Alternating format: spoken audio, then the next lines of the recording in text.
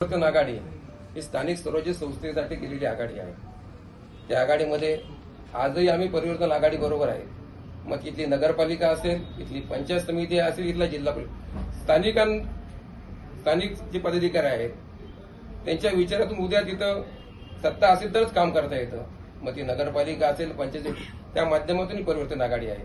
जेव्हा एक सर्वसामान्य मायबाप जनतेचे जे प्रश्न असतील तेव्हा आमची भूमिका विरोधी पक्षाची भूमिका आहे. कारण महाराष्ट्राच्या जनतेने आम्हाला विरोधी पक्षामध्ये राहायचा कौल दिलेला आहे आणि ते दोन्ही पक्ष सत्ताधारी आहेत. आम्ही पुन्हा सुधाकर गारेला टार्गेट करायला का महेंद्र चोरवेला त्या ठिकाणी टार्गेट करत नाहीये. आम्ही सर्वसामान्य मायबाप जनतेचे प्रश्न जे तुम्ही पण आज पत्रकार बांधव आहेत आणि या प्रश्नामध्ये कुठेतरी काही आम्ही बोलत असताना काही चुकीचं असेल तर तुम्ही आम्हाला पण ते सांगणं गरजेचं आहे. हे सगळे प्रश्न हे सर्वसामान्य मायबाप जनतेच्या रोजच्या दैनंदिन जीवनातले आवश्यक प्रश्न आहेत आणि त्यासाठीच आमची लढाई. आम्ही कुठलाही सुधाकर घारेंना या महेंद्र चोरवेला टार्गेट करत नाही. आम्ही जनतेचे प्रश्न आणि जे प्रामाणिकपणे आम्हाला दिसतंय की ज्याच्यावरही राजकारण न करता आज तुम्हाला सगळ्याच गोष्टी सांगितल्या.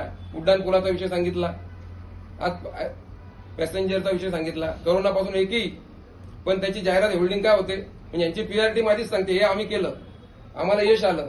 पण आज प्रत्यक्षात ते कुठली गोष्ट त्याचं एस्टिमेशन होत नाही, त्या पत्ती होते तर प्रत्यक्षात होत नाही. म्हणून त्यासाठीच ते तुमच्याशी बोलावं, तुमच्या माध्यमातून सर्वसामान्य मायबाप जनतेला ही गोष्ट पोहोचते.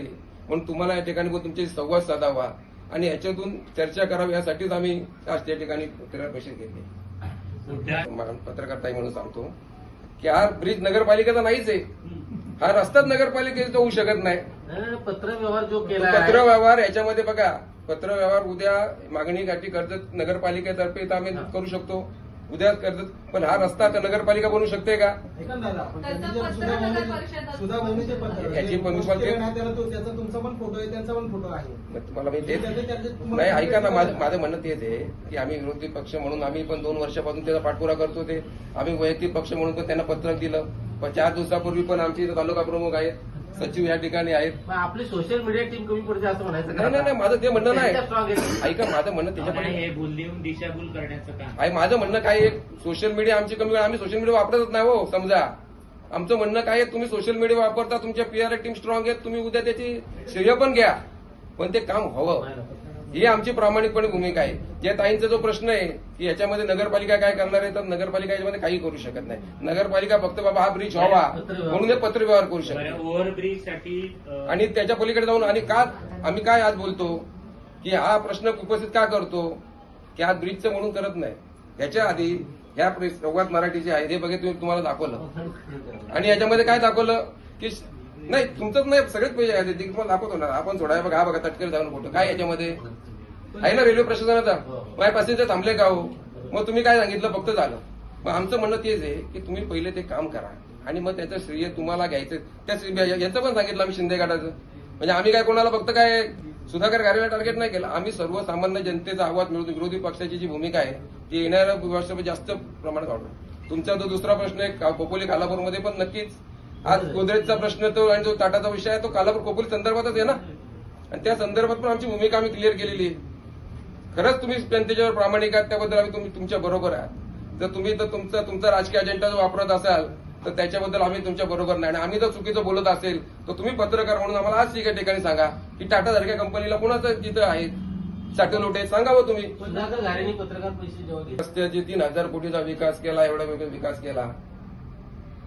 2 दिवस 8-10 दिवसापूर्वी 2-3 मुलींनी एक व्हिडिओ काढला.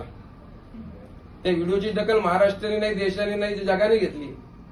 आज असा कुठलाही राजकीय पक्ष नाही की त्या राजकीय पक्षाने त्याची दखल घेऊन त्यांना त्या ठिकाणी त्यांचा सन्मान केला नाही. मग 3,000 कोटीचा नक्की विकास कोणी केला आणि तो कुठे विकास गेला? आज तीच परिस्थिती आमच्या सामन्या पत्रकाराला मध्ये त्या दिवशी आलेली होती. बऱ्याच ठिकाणी तुम्ही ते सोशल मीडिया तुम्ही ते बघितले असाल. आज गर्भवती महिलाची परिस्थिती ही अशी परिस्थिती आहे. मुंबईच्या विश्व आदिवासी महिलांची आज त्या ठिकाणी रस्ता नाहीये. 3,000 कोटीचा विकास त्या ठिकाणी यांनी केला आहे असं ते नेहमी वारंवार सांगतात. आज तुम्ही बघितलं असेल ही परिस्थिती.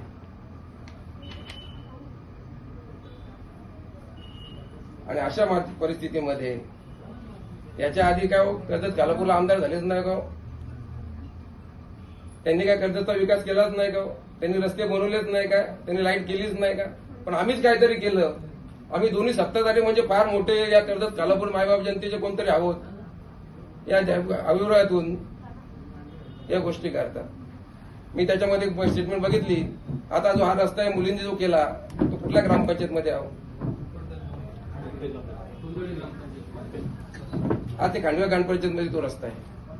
ते आज तिथे अख्ख्या तालुक्यात कालापूर तालुक्यात पण ते नारळ फोडायला जातात आणि त्यांनी सांगितलं पीडब्ल्यूडीची आम्हाला एनओसी भेटली नाही। अहो तुम्ही सत्तेधारी आहात, ही कारणं कशासाठी देतात? आणि आमचं म्हणणं याच्या पलीकडे नाही, तुम्ही खरंच खऱ्या अर्थाने करतात कालापूर जनतेची सेवा करा। आम्ही तुमच्या विरोधात कधी कुठली गोष्ट कोणाच्या बोलायच्यापेक्षा आम्ही मायबाप जनतेचा आवाज म्हणून येणाऱ्या दिवसामध्ये या सगळ्या गोष्टी त्या ठिकाणी करणार आहे। याच्या व्यतिरिक्त बरेचसे